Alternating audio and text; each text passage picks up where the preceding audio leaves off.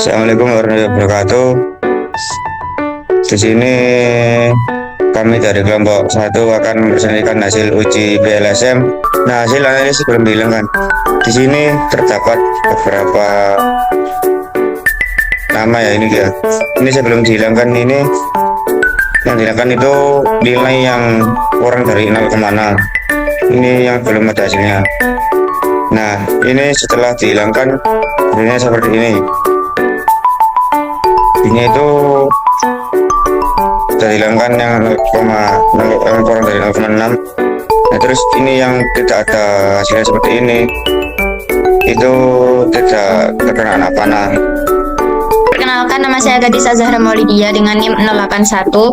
Di sini saya akan melanjutkan menginterpretasikan dari hasil analisis setelah variabel yang dihilangkan. Lalu ini hasil output dari outer loadings, di mana di sini dapat kita lihat beberapa outer loadings ini nilainya ada yang berbeda-beda. Yang lebih dari 0,70 ini artinya baik. Lalu yang di bawah 0,7 atau sekitar 0,4 sampai 0,6 ini bisa dipertimbangkan untuk dihapus karena masih di tengah-tengah. Dan yang di bawah 0,4 itu memang harus dihilangkan karena terdapat indikasi dan indikator validnya itu masih di bawah untuk mengukur konstruknya. Selanjutnya hasil diskriminan validity.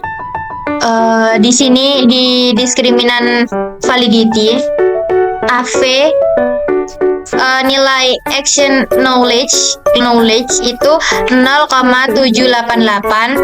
Semuanya itu memiliki keunikan masing-masing dan tidak saling tumpang tindih yang berlebihan. Karena di sini semuanya nilainya baik. Lalu selanjutnya untuk hasil construct reliability atau konstruksinya itu kita lihat apabila Cronbach alpanya kurang dari 70 itu berarti kurang bisa atau tidak bisa digunakan. Jadi untuk nilai construct reliability itu harus di atas 0,7. Dalam artian terdapat indikator yang mungkin terlalu sedikit atau variasi jawaban dari kuesioner itu masih rendah, atau bisa juga konsistensinya itu masih lemah. Jadi yang di atas 0,7 ini sudah signifikan atau baik. Dan ini untuk hasil R-square dan F-square. Di R-square-nya itu di employees environment, di sini R-square 0,246, artinya variabel yang di R-square ini mempengaruhi model sebesar 24,6%. Begitupun yang environment sustainability 0,497, di mana mempengaruhi model sebesar 49,7%. Selanjutnya ada F square.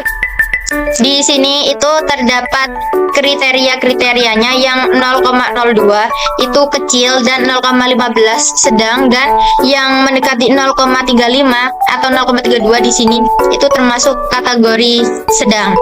Jadi setiap variabel itu mempengaruhi masing-masing konstruks endogen dengan catatan cukup lemah karena hubungan antar variabel itu tidak terlalu besar. Baik, saya Siti Anggraini dengan belakang NIM 24099. Dilanjut oleh saya. Di sini ada hasil diskriminan validity. Dari data yang kita peroleh, ini bisa kita lihat yaitu hampir semua indikator itu memiliki loading yang lebih tinggi daripada konstruk aslinya. Jadi tidak tampak kayak ada indikator yang loadingnya itu lebih besar daripada konstruk lain, sehingga diskriminan validity ininya terpenuhi. Terus juga model ini dapat dikatakan baik secara validitas diskriminan, sehingga struktur ini layak diuji pada tahap inner model.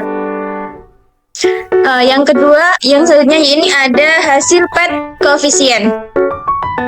Jadi di data yang kita peroleh ini, untuk yang pertama di sini yaitu ada action knowledge, activation knowledge, dan juga sistem knowledge. Ini menunjukkan pengaruh yang positif terhadap perilaku lingkungan karyawannya. Jadi meskipun dengan kekuatan yang berbeda dari ketiganya ini merupakan prediktor yang paling kuat dan juga yang paling mempengaruhi perilaku kinerja yang berkelanjutan. Terus sebaliknya yang action knowledge dan sistem knowledge ini hanya memiliki pengaruh kecil terhadap pengaruh perilaku maupun keberlanjutan. Selanjutnya yaitu ada di perilaku lingkungan karyawan. Ini terbukti bahwa memiliki pengaruh yang positif yaitu yang cukup kuat terhadap kelanjutan. Jadi sementara yang di source commitment ini menunjukkan pengaruh langsung yang kecil terhadap keberlanjutan. Namun ketika diuji sebagai moderator komitmen sumber daya ternyata memperkuat pengaruh effectiveness knowledge terhadap keberlanjutan ini. Untuk yang selanjutnya yaitu ada kesimpulan. Jadi di program PLS ini berhasil meningkatkan pemahaman dan juga keterampilan peserta dalam menghasilkan produk untuk melalui kegiatan pelatihan berbasis proyek. Jadi kegiatan ini bisa memberikan pengalaman yang baik dan juga yang relevan untuk mendorong kreativitas serta menghasilkan produk yang dapat dimanfaatkan lebih lanjut. Jadi program ini berjalan secara efektif meskipun masih membutuhkan pendampingan lanjutan agar hasil produk dan implementasinya lebih optimal. Baik, untuk alternatifnya sendiri ada minat, tingkat kesulitan, beban tugas, penjadwalan, pendukung, dan dosen. Dan untuk kriterianya ada MK1, MK2, KAK, MSDM, dan perencanaan. Kemudian ini hasil kuesionernya.